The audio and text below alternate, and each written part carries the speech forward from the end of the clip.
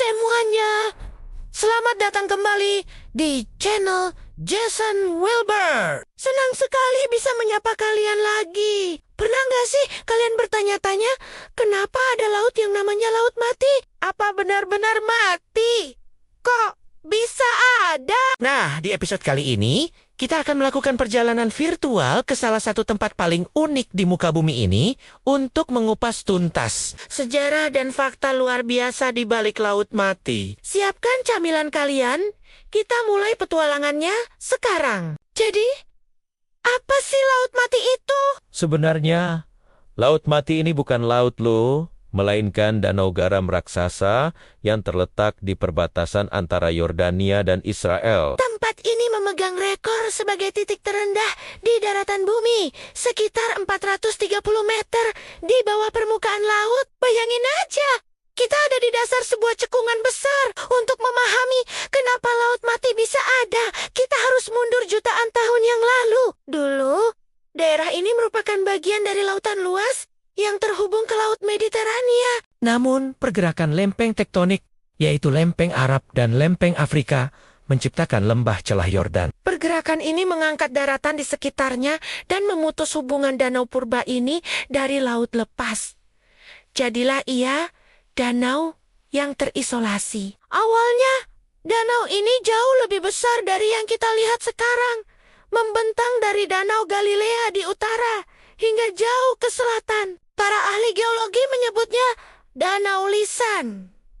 Nah, karena letaknya di tengah gurun, iklim di sini super panas dan kering. Matahari menyengat sepanjang tahun, membuat air menguap dengan sangat cepat. Berbeda dengan danau biasa yang airnya terus tergantikan, air yang masuk ke Laut Mati, terutama dari Sungai Yordan, tidak cukup untuk menggantikan air yang menguap. Proses penguapan selama ribuan tahun ini meninggalkan sesuatu yang sangat penting. Mineral dan garam. Airnya pergi, tapi garamnya tetap tinggal. Akibatnya, konsentrasi garam di Laut Mati menjadi sangat tinggi. Kalau kita bandingkan, kadar garam air laut biasa itu sekitar 3,5%. Sedangkan Laut Mati, kadar garamnya bisa mencapai lebih dari 34%. Itu hampir 10 kali lipat lebih asin dari lautan biasa. Inilah yang menjadi kunci dari Semua keajaiban Laut Mati, karena kadar garamnya yang luar biasa tinggi ini, kepadatan airnya jadi sangat besar. Kalian pasti pernah lihat foto atau video orang yang mengapung di Laut Mati sambil baca koran, kan? Itu bukan editan.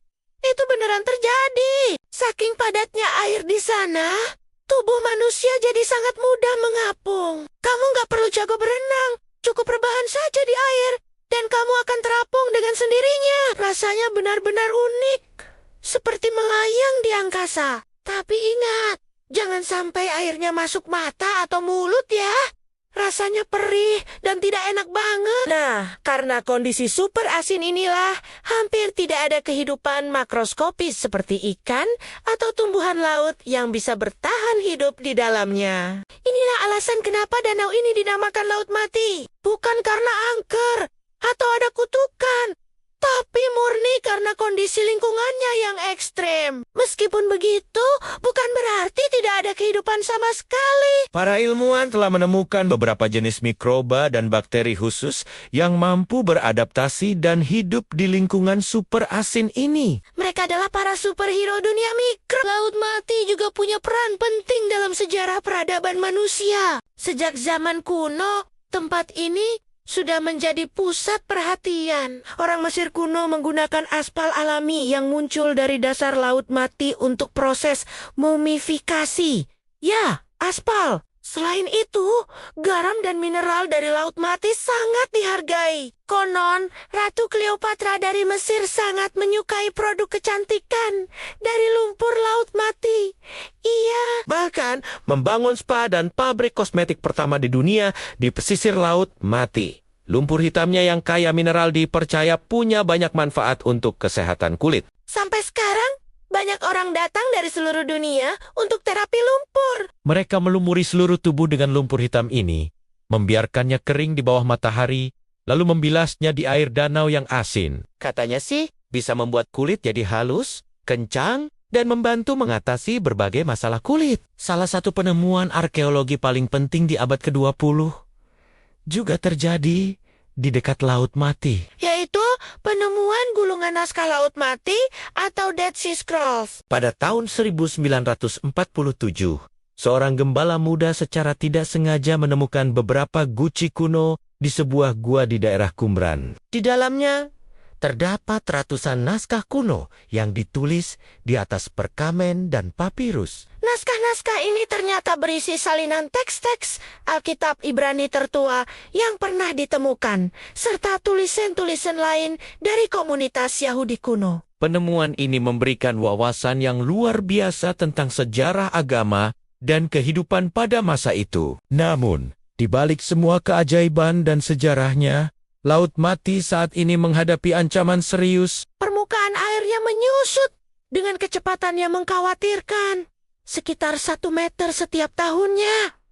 Kenapa ini bisa terjadi? Penyebab utamanya adalah berkurangnya aliran air dari Sungai Yordan, Yang merupakan sumber air utama bagi Laut Mati. Sebagian besar air dari sungai ini sekarang dialihkan untuk kebutuhan agrikultur dan air minum oleh negara-negara di sekitarnya. Ditambah dengan aktivitas penambangan mineral oleh industri dan penguapan yang terus-menerus, masa depan Laut Mati menjadi tidak pasti. Penyusutan ini menciptakan fenomena baru yang cukup berbahaya, yaitu sinkhole atau lubang runtuhan. Saat air danau surut, lapisan garam di bawah tanah terlarut oleh air tawar, Menciptakan rongga-rongga yang kemudian bisa runtuh secara tiba-tiba, menelan apapun yang ada di atasnya. Sudah banyak jalan dan bangunan di pesisir Laut Mati yang hancur karena sinkhole ini. Berbagai upaya sedang dipertimbangkan untuk menyelamatkan Laut Mati. Salah satunya adalah proyek ambisius untuk membangun kanal dari Laut Merah ke Laut Mati. Proyek ini bertujuan untuk mengisi kembali danau dengan air laut sambil menghasilkan listrik dan air tawar melalui proses desalinasi. Namun, proyek ini sangat mahal dan kompleks, serta menimbulkan perdebatan mengenai potensi dampak ekologisnya. Para ilmuwan khawatir pencampuran air dari dua laut yang berbeda ini bisa mengubah komposisi kimia unik dari Laut Mati. Jadi, Laut Mati bukan sekadar danau garam. Ia adalah keajaiban geologi, saksi bisu sejarah peradaban, sumber daya alam yang berharga, dan kini sebuah simbol dari tantangan lingkungan yang kita hadapi bersama. Mengunjungi Laut Mati adalah pengalaman yang tidak akan terlupakan. Sensasi mengapung tanpa usaha, melihat kristal-kristal garam yang berkilauan di tepi danau, dan merasakan lumpur kaya mineral di kulit adalah sesuatu yang benar-benar istimewa. Semoga suatu saat nanti kita semua punya kesempatan untuk menyaksikan langsung keajaiban alam ini. Dan semoga upaya untuk melestarikannya berhasil agar generasi mendatang juga bisa menikmati dan belajar dari tempat yang luar biasa ini. Nah, itu dia pembahasan kita tentang sejarah dan fakta-fakta Laut Mati. Menarik banget kan? Ternyata banyak sekali cerita di balik namanya yang terdengar seram. Dari Danau Purba, tempat Sparatu Mesir, hingga penemuan naskah kuno yang mengubah sejarah. Gimana menurut kalian? Apa ada fakta lain tentang Laut Mati yang kalian tahu? Coba deh tulis di kolom komentar di bawah. Kita diskusi bareng-bareng. Jangan lupa juga untuk klik tombol like kalau kalian suka dengan video ini.